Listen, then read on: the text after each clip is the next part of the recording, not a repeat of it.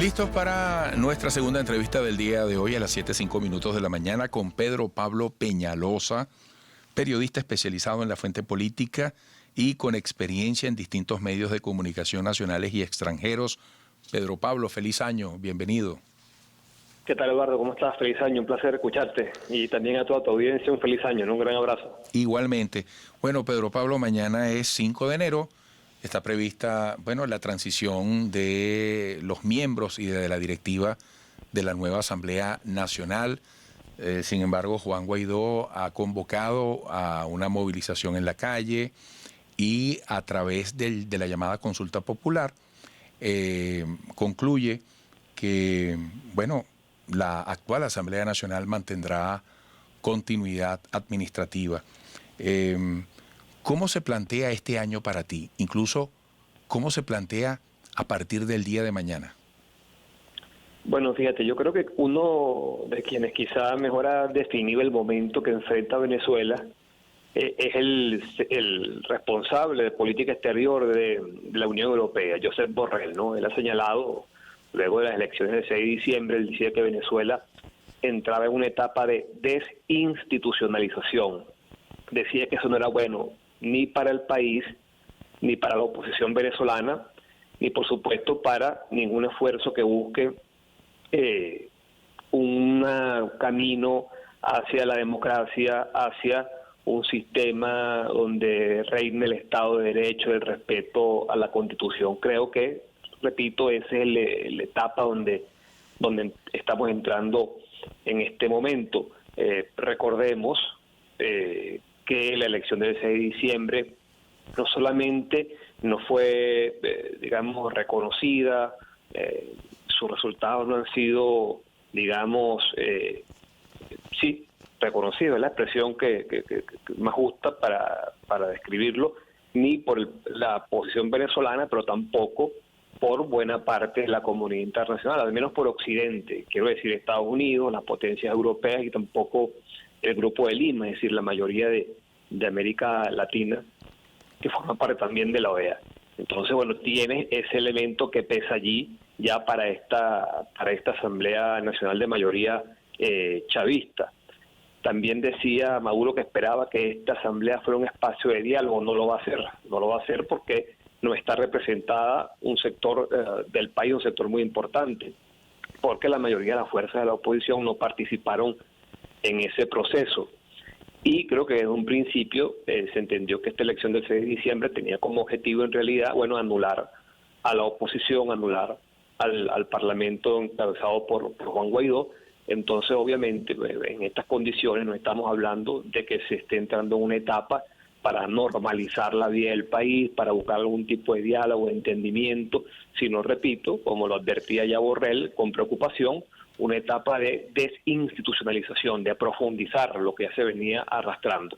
Entonces, de buenas a primeras, tenemos que decir que lo que se ve en el horizonte es un aumento de la conflictividad política, del enfrentamiento, y no se ve entonces que se esté abriendo un camino hacia, esa normalización o esa búsqueda de espacios de entendimiento para, poder iniciar o avanzar hacia una transición hacia un espacio o hacia un momento democrático, sino al contrario, un momento de mayor tensión y de mayor enfrentamiento.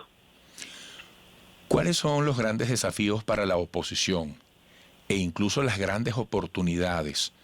¿Hasta dónde puede llegar?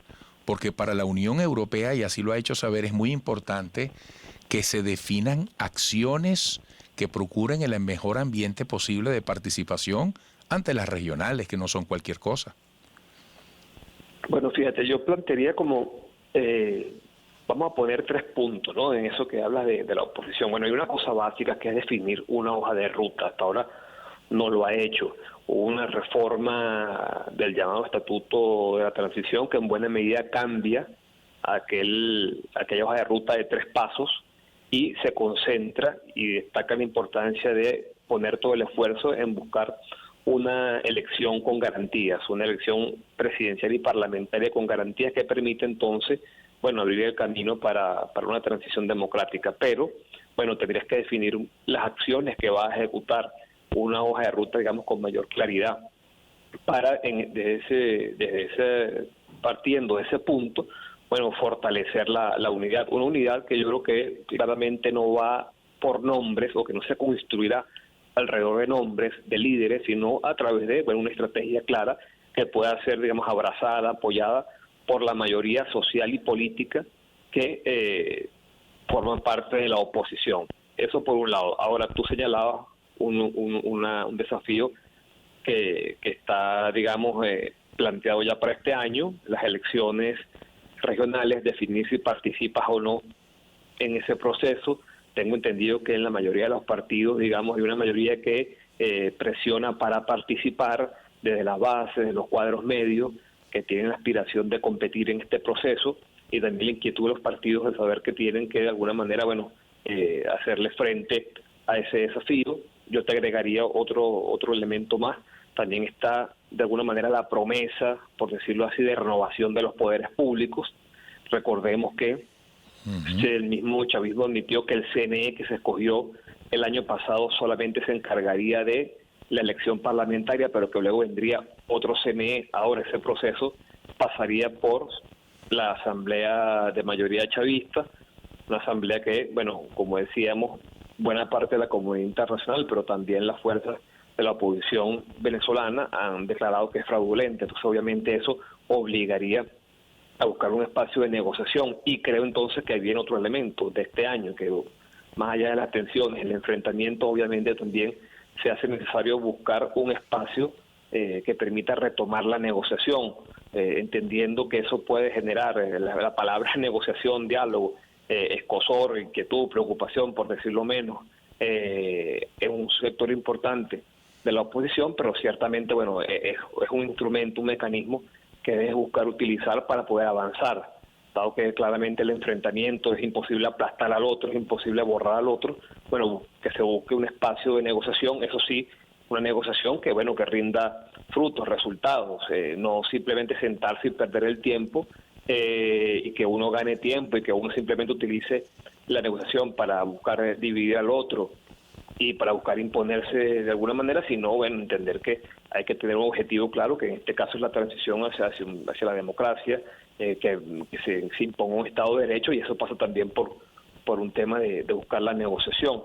Y ya por último, yo te diría que, hablando de la unidad que debe ir no solamente por líderes, te decía, sino fijándose claramente una hoja de ruta, pero que también entienda que debe escuchar a todos los sectores, no solamente a los principales partidos, sino también a sectores sociales que, bueno, desde hace un tiempo vienen expresando su malestar por cómo están, digamos, tomándose las decisiones, y que también deben ser atendidos, escuchados, para buscar hacer algo, pues bueno, hacer una unidad mayor, una unidad más que de tener reglas claras.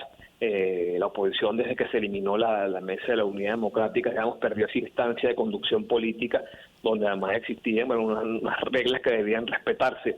Eso se fue desgastando y llevó a la eliminación, por decirlo así, a la disolución de la mesa de la unidad democrática. Pero obviamente se impone esa búsqueda de un espacio de conducción política con reglas claras, porque ciertamente la unidad, siempre escuchamos que no es el objetivo, no es el objetivo, no es el fin en sí mismo, pero sí es un instrumento importante para poder avanzar, cosa que se ha demostrado en el pasado. Yo creo que eso claramente son, digamos, resumiendo, uno de los desafíos que tiene la oposición, pero obviamente, repito, pasando por esa definición de la hoja de ruta para convocar a la mayoría del país y tener claro hacia dónde apunta, ¿no? Bueno, Pedro, gracias por este análisis de apertura de año. Estaremos en contacto. Mucho éxito en 2021. Hasta pronto. No, muchas gracias a ti, Eduardo. Un abrazo. Igual, Pedro Pablo Peñalosa, periodista especializado en la fuente política y con experiencia en distintos medios de comunicación nacional y extranjeros, compartiendo su análisis en la perspectiva que plantea este 2021. Regresaremos.